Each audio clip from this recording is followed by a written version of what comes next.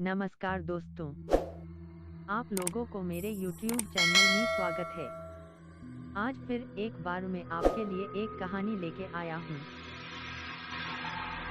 एक रात के अंधेरे में एक गांव में एक डरावनी कहानी हुई। इस कहानी का प्रमुख पात्र एक जवान लड़का था जिसका नाम राजीव था। राजीव एक बेहद विद्यार्थी और समय बिताने वाला था। एक दिन रात के समय जब सब लोग सो रहे थे, राजीव को एक डरावनी आवाज़ सुनाई दी। वह बेहद उदास और चिंतित हो गया। उसने सोचा कि यह आवाज़ उसकी इमारत से आ रही है। वह बाहर निकला और आवाज़ का पता लगाने के लिए अपने दोस्त के पास जा पहुंचा। उसके दोस्त ने कहा, राजीव, तुम डर क्यों रहे हो? यह आवाज़ एक साधारण हो सकती है। राजीव ने उत्तर दिया, हाँ, शायद तुम सही हो, लेकिन मुझे उस आवाज़ का पता लगाना होगा।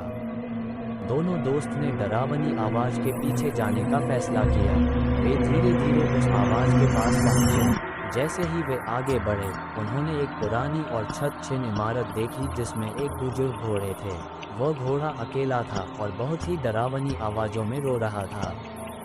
घोड़ा उन्हें देखते ही बोला, मेरे मालिक ने मुझे यहाँ छोड़कर चला गया है और यहाँ जब से अकेला हूँ, मेरे साथ ऐसी डरावनी घटनाएं हो रही हैं। मुझे इस इमारत में बंद कर दिया गया है और इसकी आवाज़ें मुझे पागल बना रही हैं। राजीव और उसके दोस्त अचंभित हो गए। उन्होंने बुजुर्ग घोड़े की मदद करने का निर्णय लिया। वे घोड़े की कड़ी खोलकर उसे आज़ाद करने के लिए प्रयास करने लगे। कुछ ही समय में उन्होंने गतिशीलता से काम करते हुए घोड़े को छुड़ा। जैसे ही घोड़ा आज़ाद हुआ, उसकी आवाज़ों ने बंद कमरों में अनुराग बढ़ा दिया।